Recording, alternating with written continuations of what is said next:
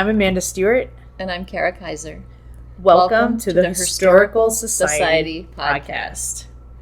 To all the women out there, know that you belong, that you are important, that your voice is meant to be heard, to take up space because you belong just as much as anyone else.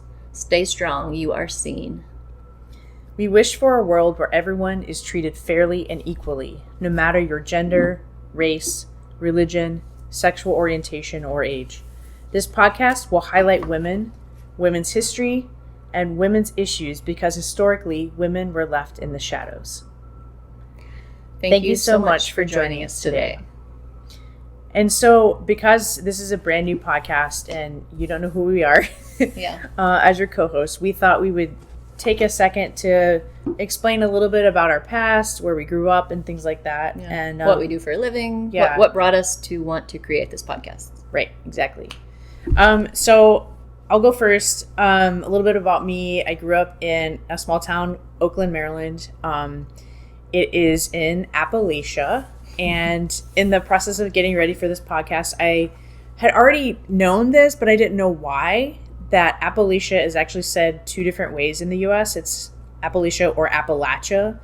And I feel like where I'm from in Maryland, it kind of sits on that border. So some people actually do say Appalachia where I'm from, but for whatever reason. I didn't even know that was a thing. Yeah, I grew up saying Appalachia. So it's a rural part of America, small town, USA. I grew up, playing sports, being outside. I was raised, I went to church. I was raised to, work hard, be kind, treat other people as you want to be treated, the golden rule. It was a great childhood. My first two dreams of what I wanted to be when I grew up were a doctor and a forest ranger. And I could never decide which one. And then somehow I became a musician. Somehow. Yeah. I started playing the trombone when I was 6. I was almost 7. The trombone was taller than I was at the time, but my teacher went along with it. So started then, and then a year or two later, I eventually started on piano. Yeah. Let's see. So then a part of my life that I feel like, propelled me into wanting to talk about issues like this. When I was very young, I was a victim of childhood sexual abuse. And I actually didn't tell my parents until I was 18, and kind of went through a healing process over time, going into therapy later on, and dealing with all of that. And so that for me was, the curtain was lifted quickly for me as a child on what was going on in the world. I feel like that made you a lot more like an old soul, sort of. I don't know. I feel like that made you, one, deeply empathetic, but just kind of, you just knew the realities of the world, sadly, from a really early age. Yeah. I mean, I have an opposite experience in my life, so anyway, I'll let you finich. Yeah, that was it. That was it.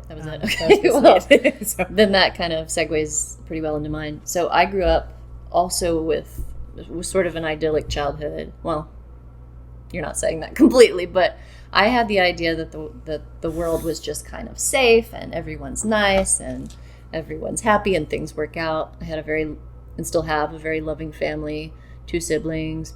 I grew up, going to church. I was in band. I was in orchestra. I played tennis. And actually, that's funny when you think about my career, because I ended up in classical music. But there was this point I think it was junior high, where I was having to decide between tennis and band.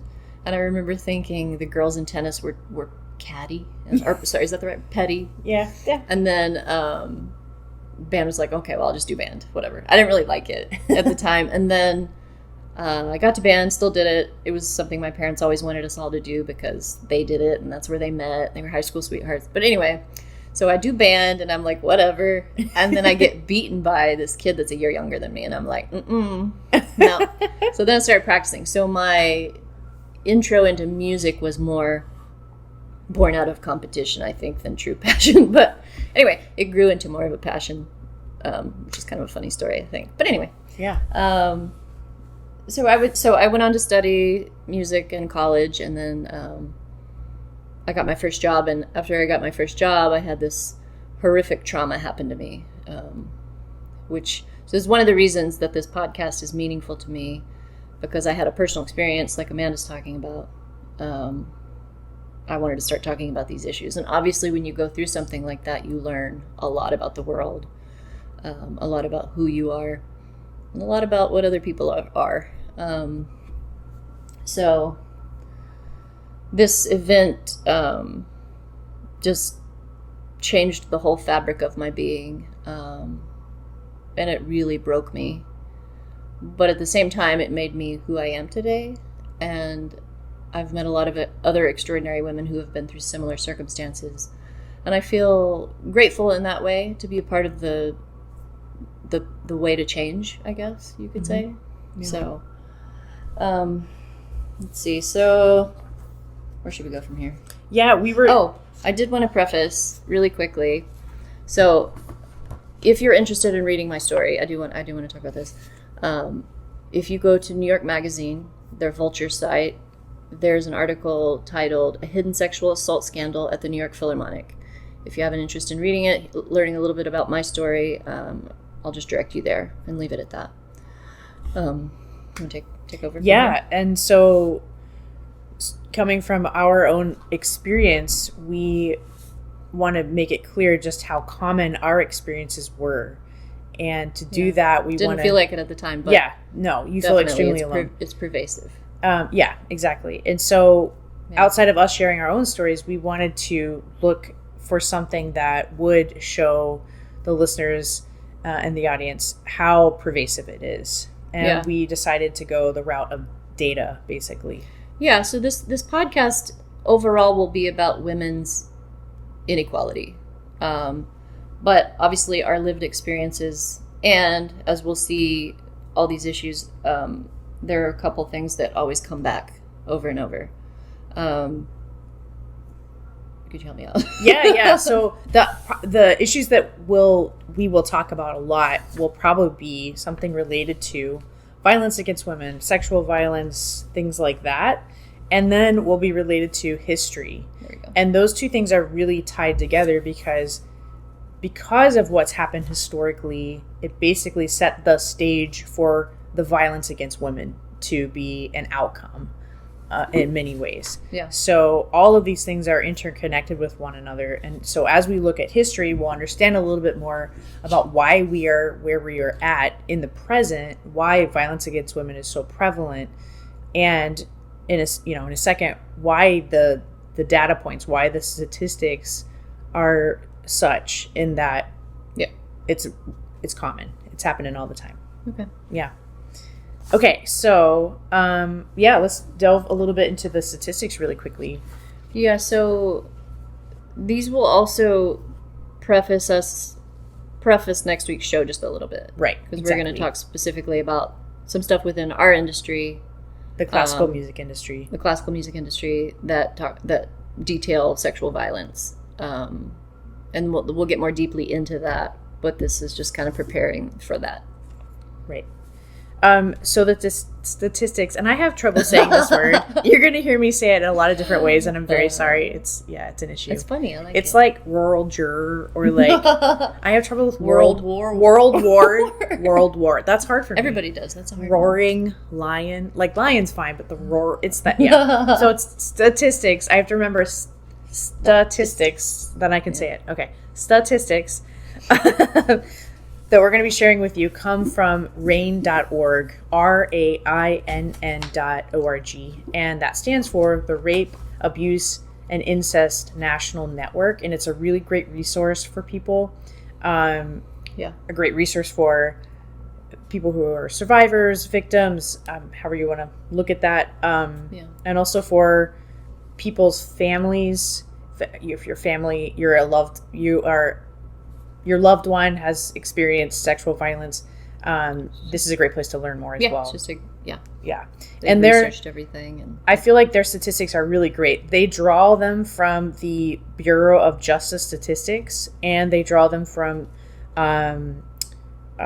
research by CDC. the CDC, the Center for Disease and Control. So those are I already told you their website. So they actually say on their website that when people use their statistics to provide a link. So hopefully we'll remember to Yeah, put a provide a link, but that is their website, so you can find that anytime. Yeah. Because we're gonna say something weird. Do you want to start? No, it's you. Okay. You first. So we're just gonna pull a few of these stats and speak about them.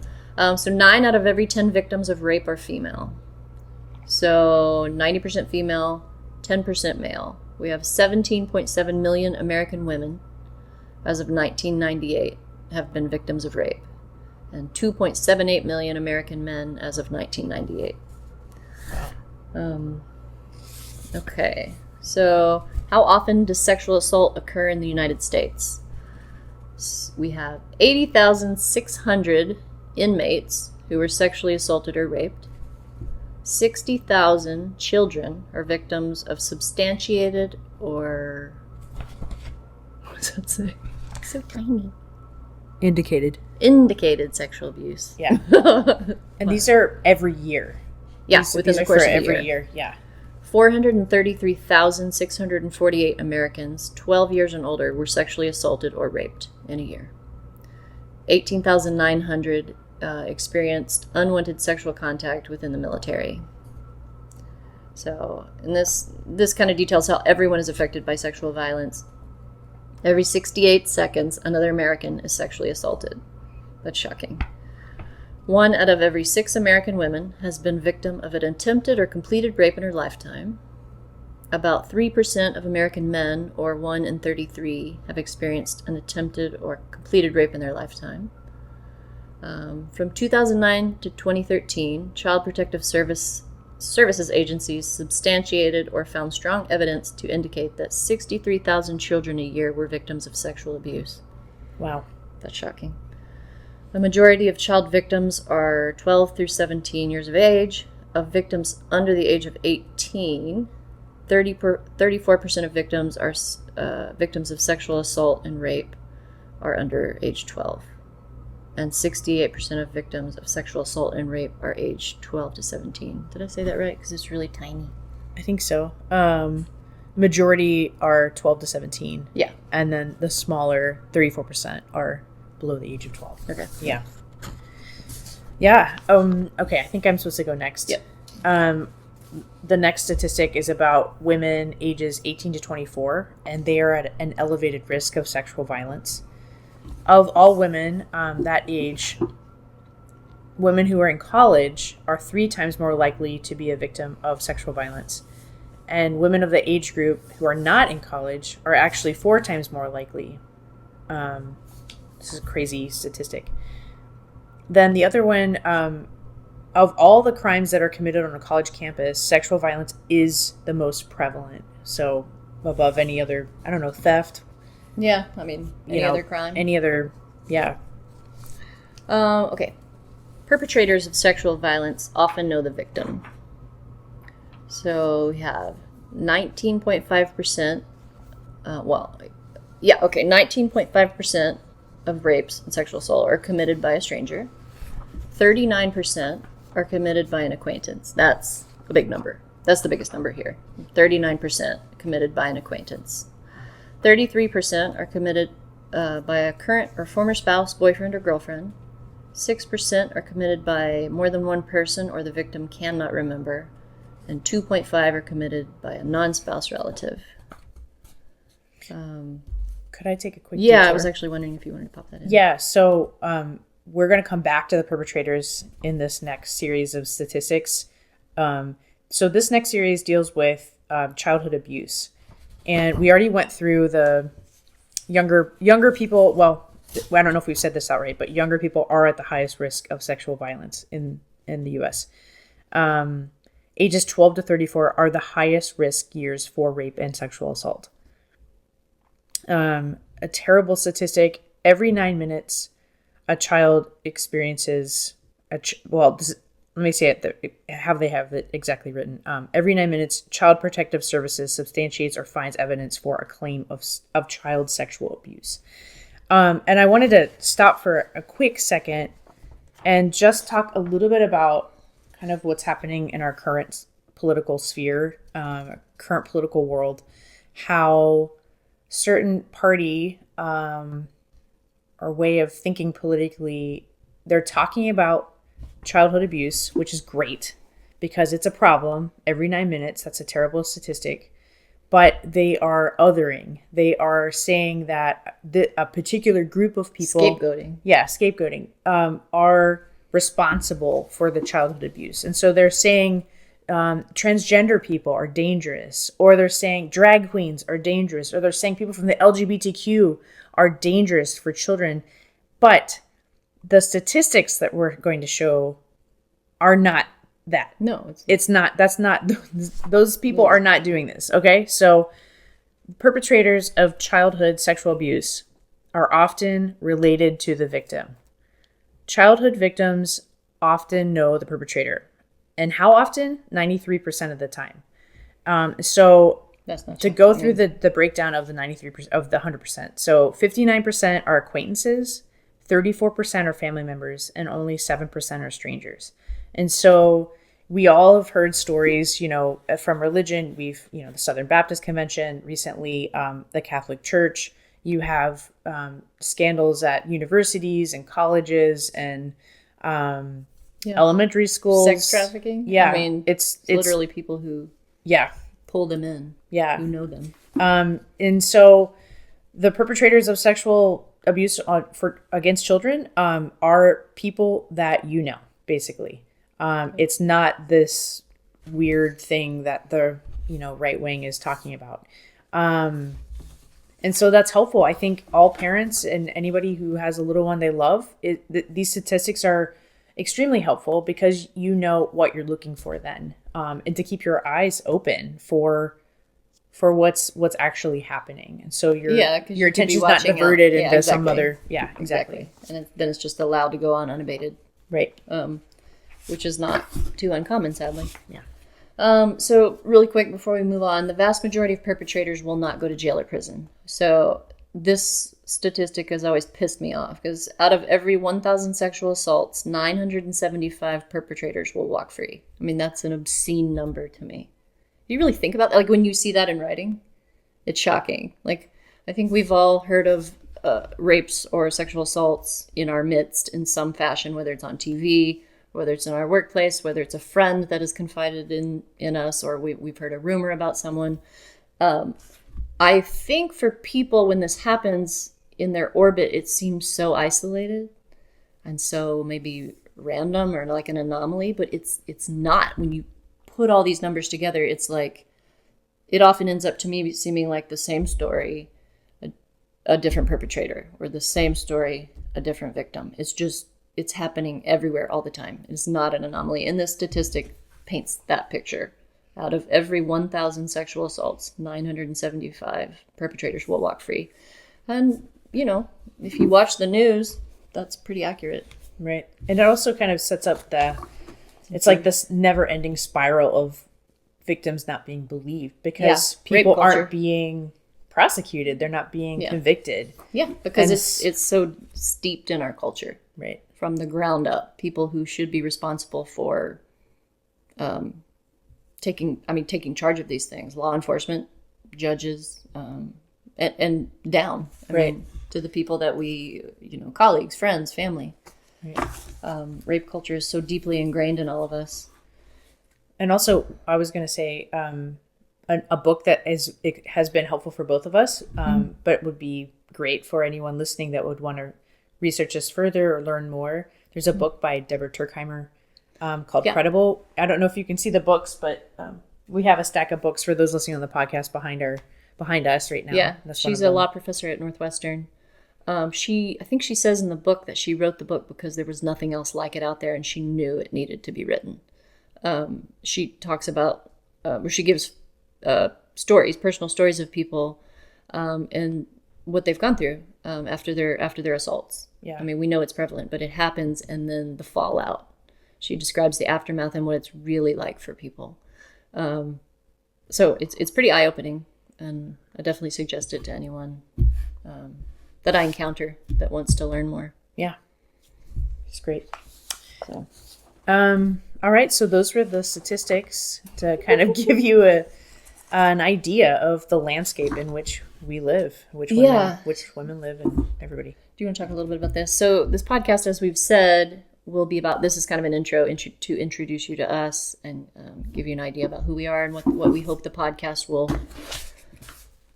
be about. Do you want to talk a little bit about some of the things we'll talk about? Yeah, future sure. episodes. Yeah. So we've mentioned obviously sexual violence, but we are going to be talking about history. The patriarchy. The patriarchy, yeah. The first episode that I think is really going to be a history episode, historical episode, is going to probably, and I hope we don't lose people because it's probably boring. I don't know, but we're going to look kind of like early, so like Paleolithic, Neolithic kind of, and then move up from that and kind of take that first chunk there. So like early hominins and like is there anything there for us to learn? And it's been interesting for me reading about it because in some ways what I've learned is it's not completely known for sure when it all began, but there's more evidence now to kind of flesh out some of those theories a little bit more in depth. And you're also going to talk about some matriarchal societies. Yeah. Which are fewer. Right. but they're interesting. Yeah. It's interesting. That's totally not what we're used to. Yeah. And then there were societies that men and women shared the power. From our vantage point. And those existed as well. And that's, I think, ideally what we want. Right. We want equity. We want people working together. Right. With equity. Right. Interesting quote, I feel like, relates a little bit to the history side of things. It's by Virginia Woolf, the author. The quote is, "For most of history, Anonymous was a woman." And I think I wasn't necessarily going to talk about this, but a lot of times, even in something like science, when a woman would, be a trailblazer and rise to the top despite, everything suppressing her, and she would achieve some great accomplishment or discovery or something. A lot of the time, her male colleague would get the credit for that discovery. And apparently that's called the Matilda effect. It's when her woman's work is often credited to a male colleague. It even has a name. So, yeah. So we're going to look at events from history that deeply affected women. And we're going to look at specific badass women from history. And I already have things that I've been reading and learning about that I absolutely never knew had happened before. So really cool things, eye-opening things that we'll talk about as well along the way. Current events, politics and women, religion and women, women's health, physical and mental, anything and everything relating to women, we're going to talk about it. Yeah. So there's really no cap on what we'll be able to discuss. It's, which is exciting. Yeah. It excites me. Cool. So what we were thinking, our next segment basically is going to be something that we decided to do in every episode. And it's Celebrate Women, #HerStory. And I wanted to start off with a quote by Maya Angelou. She says, "How important it is for us to recognize and celebrate our own heroes and sheroes." And so we are going to celebrate some sheroes today. Yeah. And so for those listening on the podcast, you're not going to be able to see this, but we are going to put on some party hats. And so Kara has a bright pink one, and I've got a shiny green one. And we have party noisemakers. Yeah. And I can't blow mine. I had a wisdom tooth out yesterday. Yeah, so she has to sneeze with her mouth open. So I will be making blowing the noisemaker, party maker, and we have these random, I don't know, whisks. Kara thought they were whisks. We went to a going out of business restaurant sale. They're children's toys. They're like musical instruments of some sort. Yeah, we got these chairs. We refinished them, but then we picked these things up. Anyway, they make noise, so we're gonna do this before we celebrate every time. All right, we do this every time. Okay, here you go. Okay. Oh man. Okay. So celebrate a woman. So the plan is we're gonna celebrate a woman from the past and celebrate a woman from the present. And so the two women we picked today. Excuse me. Bless you. Sorry. Was that a yawn or? It was a yawn. Wow. It's after midnight. Yeah, it is. Yeah, We weren't going to tell you what time it was, but we are recording after midnight. We have been trying to fit this in. So somehow we are still awake. Anyway, so these two women we're going to talk about today are intertwined in that they both are trying to become president of the United States. So one from the past, one in the present. So first woman, she was the first woman to run for president in the United States. In the United States. Her name is Victoria Woodhull. Good job. Yes, I had trouble saying her name earlier. So, okay. So she's a very interesting lady. Victoria Kathleen Woodhull was one of the 19th century's most colorful characters. She was a women's rights and suffrage advocate, a popular public speaker, a newspaper publisher, and the first woman to operate a Wall Street brokerage firm, and the first female presidential candidate in 1872. So that's nice. The U.S.'s first attempt by a woman to That's amazing. run for the president. So 1872. Okay, so Victoria was born into poverty in rural Ohio, maybe from Appalachia. I have to look it up. Okay. She married the 28-year-old Dr. Canning Woodhull when she was only 15. What? Yep. Not great. Okay. Victoria soon found out, however, that her husband was a hopeless drunkard who spent his free time in taverns and brothels. Ooh. Shocking. Yeah. Poor Victoria. Okay. Her husband's freewheeling ways meant that Victoria was required to work outside the home. For several years, she worked several jobs as a cigar store clerk, a seamstress, a stage actress, and, interestingly, a spiritual medium. So she did it all. She was like, she was an entrepreneur. That's right. Okay, and this is interesting, especially for this time frame. After her divorce, so she got divorced from Dr. Woodhull, Victoria began her association with the free love movement. What? And what is that? Okay, which sought to erase the stigma of divorce and make it easier for women to escape abusive marriages. Okay, that's good. That's a good cause. Okay, not what I was expecting. Suggestive. Yeah. And I want to stop for a sec to tell you that I'm reading this article. It's from the National Park Service's website, so nps.gov, and if you type in her name, Victoria Woodhull, this would come up. It doesn't have an author, so it's just what's here. Somebody wrote it. Somebody wrote it. I don't know who. Somebody. But I want you to know that I did not write this. Somebody at the National Park Service. Yeah, I Googled this. Yeah. Okay. Someone from the Free Love Movement. Yeah, someone from the Free Love Movement put it up. Okay. All right, so on with Victoria. She resettled in New York and married Civil War veteran Colonel James Blood. Blood was a St. Louis native who commanded the 6th Missouri Volunteers during the Civil War. I hope that they were the Union side. We don't know. We don't know. There's no way of knowing. Yeah, here's hoping. Okay. Victoria and her sister Tenny continued their work as healers, becoming acquainted with the railroad tycoon Cornelius Vanderbilt. That's very interesting. Victoria and Tenny were able to capitalize on their relationship with Vanderbilt to make a fortune, acting on tips from the tycoon to build a fund of almost $700,000 within 6 weeks. That's probably insider trading, but okay, but that's a lot in 6 weeks. Wow. Back then, that is insane. Okay. I'm curious about the which side of the north or south they were on. I know. I mean, we just don't know. We don't know. We'd have to look that up. I mean, I'm sure we could find that out. I'm assuming Missouri was not a Union state. I should know that. That's not good.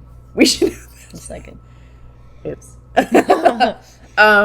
Yeah, but, well, there is something interesting in this article, though, that makes me wonder. Yeah? If she, maybe... Oh, sorry. Wasn't on that. It's kind of what she stood for. Right. Well, of course. Yeah. That makes sense. So, let's see. They made that bunch of money, and then they opened the brokerage firm Woodhull, Claflin and Company, making them the first women to operate a brokerage firm on Wall Street. And the two were billed in the press as the Bewitching Brokers, or this is the Queens of Finance. I think I like that one. That's really cool. Queens of Finance. Yeah. Let's see. She set her sights on greater ambitions, and after opening the brokerage firm, she felt like it was a means for her to build a bigger stage on which she could advocate for women's rights, laborers, and the poor. That's good. Okay.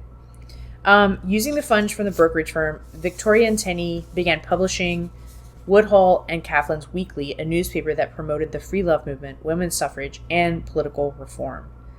All right. And then, let's see. In 1871, the National Women's Suffrage Association convention was held in Washington, D.C. While Victoria planned to attend, she had been communicating with Massachusetts Congressman Benjamin Butler about women's votes and the recent defeat of the 16th Amendment, which would have guaranteed female suffrage. Butler was one of the amendment's few supporters and offered Woodhull the chance to address the House the House Judiciary. Oh my gosh. Wow. Judiciary. Judiciary. This is what happens when it's after midnight. Okay. All right, here we go. She jumped on the chance, becoming the first woman to directly address a congressional committee. So she was the first there, too. Cool. She argued women already had the right to vote thanks to the 14th and 15th Amendments, but Congress should immediately take another vote on the proposed 16th Amendment to fully guarantee women's rights. While she was ultimately unsuccessful, Victoria impressed suffrage leaders such as Susan B. Anthony and Elizabeth Cady Stanton with her passion for the cause. I like it. All right, so let's see. At the height of her fame, Victoria mounted a presidential campaign against Ulysses S. Grant, Republican, and Horace Greeley, Liberal Republican, after being nominated by the Equal Rights Party. The famous abolitionist Frederick Douglass was nominated as a running mate, although he never accepted the nomination nor acknowledged the campaign. I found that really interesting. I know when I first read that, I thought, oh my gosh, that's so cool. Frederick Douglass was part of her ticket, but he didn't want to be on it. So pretty dismissive. Yeah. So there's probably a story there. All right. Victoria's campaign platforms included universal gender and racial equity under the law, civil service and taxation reform, and opposition to land grants given to railroads and other corporations. So that's telling. And would be interesting. Yeah. Seems study that further. Okay. Well, that she holds those views. Yeah. Indicative of a certain viewpoint. Yeah. In 1876, she moved. Oh, this is sad. I skipped over this part. Oh, this is sad. So, when they opened that publishing firm, they published this story about an affair between Henry Ward Beecher, who was the brother of Uncle Tom's Cabin author Harriet Beecher Stowe, and one of the most famous religious leaders in the country. Yeah. He supposedly had an affair with one of his female parishioners. And Victoria's publishing newspaper, they put that in their paper. And basically, this says Victoria made powerful enemies in the Beecher family. And she was actually jailed for... Wow. Okay, obscenity. Obscenity. Nice. Wow. I said this wrong. Okay, moving on. Okay, so that's what that's about. So here, while the presidential campaign was never taken seriously in mainstream circles, it was further hampered by Victoria's involvement in publishing the details of the Beecher scandal. So we're back to that. Yeah. She would be in and out of courtrooms and jailhouses for charges of libel and obscenity over the next 5 years. Okay. Wow. In 1876, Woodhull and Claflin's Weekly was forced to fold and nearly broke.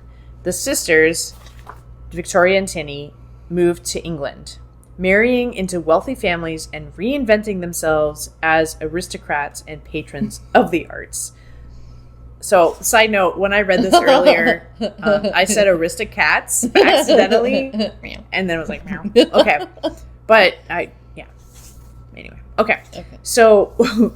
While their days of agitating for women's rights and social reform were over, both lived to see women gain the right to vote both in the United States and their adopted homeland of Great Britain. Victoria died in 1927 at the age of 88. Nice. Yeah. Interesting story. Very interesting life. I mean, depends on who you are. Just kidding.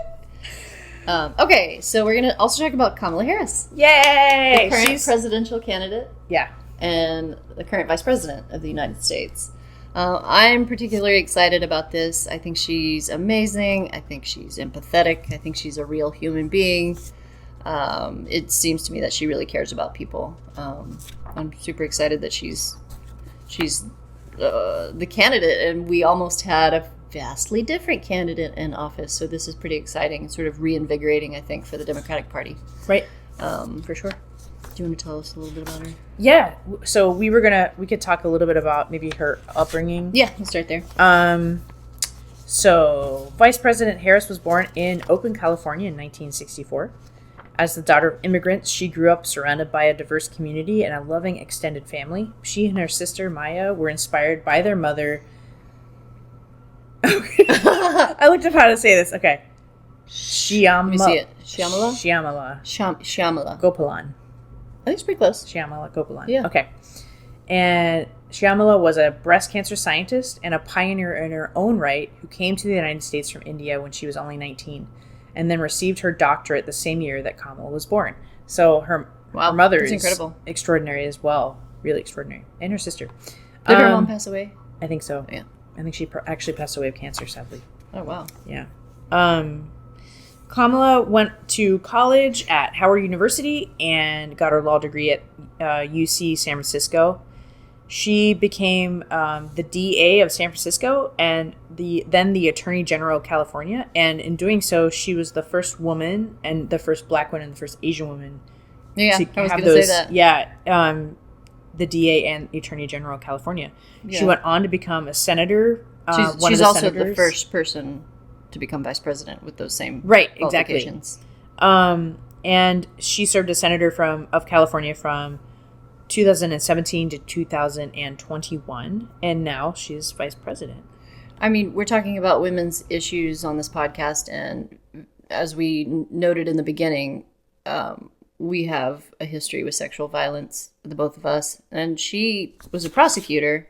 Was it in California? Mm-hmm. When she prosecuted in California, she prosecuted child sex abuse crimes, which I think is pretty amazing and probably likely very difficult work. Yeah. But the fact, I think when I hear that an attorney does that, that's meaningful to me because they have a grasp on what this really means. Right. How it really deeply impacts women. And I think you wanted to tell the story about why she got into that to begin with. Yeah, she told a story at the Democratic National Convention, and I watched it, her acceptance speech. And she told a story from, I believe, when she was in high school. One of her friends had confided in her that she was being abused and by some relative. I can't remember the exact relative. Yeah. But Kamala made sure that her friend would not live there anymore, basically wanted to protect her. And so her family, Kamala's family, had this friend come and live with them. And she said that experience really made her want to go into law so that she could protect women, protect people. Which is incredible. I mean, you think about that someone has that background and goes into it for a very specific reason. Because I think attorneys, I don't know if they always choose what cases they're gonna go after or defend, but I don't know what type of law they want to practice. Yeah, and maybe that I don't know much about that, but like it's just very telling to me that she has this history with an actual person in her life. Yeah. So I think that's pretty cool. Yeah. We were going to talk really quickly about some of the advancements she's made for the American people since she's been vice president. Let's see. Well, they capped the price of insulin. Yeah, that was a big one. President Biden and her were instrumental in capping the cost of insulin to $35 a month for seniors, cutting prescription prices, and improving maternal health by expanding postpartum care through Medicaid. Some other things they did, they passed the first meaningful gun safety law in 3 decades.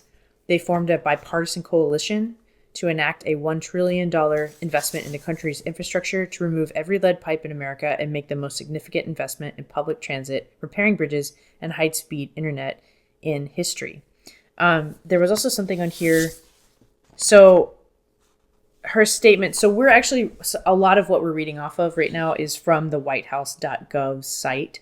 And if you go under Kamala Harris. So for all you conspiracy theorists out there, we know you won't buy it. But for everyone else, here you go. Yeah. And so one of the first paragraphs of Kamala Harris, the vice president, it says, as vice president, she has worked to bring people together to advance opportunity, deliver for families, and protect fundamental freedoms across the country. She has led the fight for the freedom of women to make decisions about their own bodies, the freedom to live safe from gun violence, the freedom to vote, and the freedom to drink clean water and breathe clean air. Seems pretty good. Like, it's very normal things. While making history at home, reasonable, one could say. Yeah. While making history at home in the U.S., she is also representing the nation abroad, embarking on more than a dozen foreign trips, traveling to more than 19 countries, and meeting with more than 150 world leaders to strengthen critical global alliances. So we're going to get into politics in maybe I would say a more recent episode, maybe episode 3 even, because I wanted to take the time to look at the different political parties within the U.S. and see what their platforms are like for women in particular. This made me think about it because I think Kamala Harris's foreign policy is light years better than what the Republicans are offering in isolationism. And anyway, don't get me started. Okay, so she's also like when we talk about Kamala Harris and Tim Walz, like they're people, they're human. I feel like what's different about the two of them compared to the other candidates is that they actually seem to actually care about what they're trying to present here. They're not, everybody's going to disagree, but they're human. They're just doing their best. I think we get so particular when we're talking about the candidates that we're standing for. We expect perfection. We don't expect perfection about anything else in life. So I don't know why we would expect it here either. Right. But I think morally speaking, these people are my choice. Yeah. There's a quote here. Was it Kamala's mom? Kamala's mother's advice. Kamala, you may be the first to do many things, but make sure you are not the last. I mean, she doesn't say specifically there that she's talking about being the first woman but that's pretty clear. Yeah. Right? Pave the way for other women. Yeah, which is really cool. Like, make sure you're not the last. So that even speaks to kind of how she was raised. So she's like, go be ambitious, go achieve, but make sure you don't forget about everybody else. Right. Which is pretty amazing. Yeah, totally. It comes from her own mother, so. Right. I mean, we internalize these things whether we like them or not. So I think that's pretty telling about who she is as a person. Right. And so, as you can tell, the podcast official stance. Oh yeah, we're gonna take our party hats off. Yeah, for the presidential election is we are endorsing the Harris Walz ticket. Oh yeah. Yeah. So that's probably pretty clear. Well, it's also a very obvious choice. Yeah. Okay. Well, I think we're at the end. Yeah. Thanks for having us. This has been an interesting venture for us. This is hard. Yeah. It's a hard thing to do to like prepare and then talk. I mean, we're musicians. We don't sit and talk a lot. Yeah, that's true. But, hopefully what we have to share with you over the course of the time that this podcast runs is useful and beneficial. You learn a little something. Yeah. Yeah, I remember you were talking about remembering political candidates are human, and we're definitely human, and I've made so many like pronunciation errors. Well, it's interesting how nervous you get. Yeah. It's like, and then the anxiety, and then you've got a million things in your mind that you want to get out of your mouth, and it just all jumbles together. Right. So yeah. So I'm sure we'll improve as we go along. Yes, we hope to. I will. I don't know about you, but yeah. I will. So we just wanted to say thank you so much for joining us today, and thank you so much for your time in sharing this new experience with us and learning with us along the way. Yeah, for sure. Yeah. And so we hope to see you, we'll see you in the next episode. Yeah. So when we do the next episode, we hope you're listening or watching, and feel free to laugh or make fun of us. It's totally fine. Oh, that's not We cool, do all the time. Okay. All right. All right. Well, thank you. Thank you. Take care.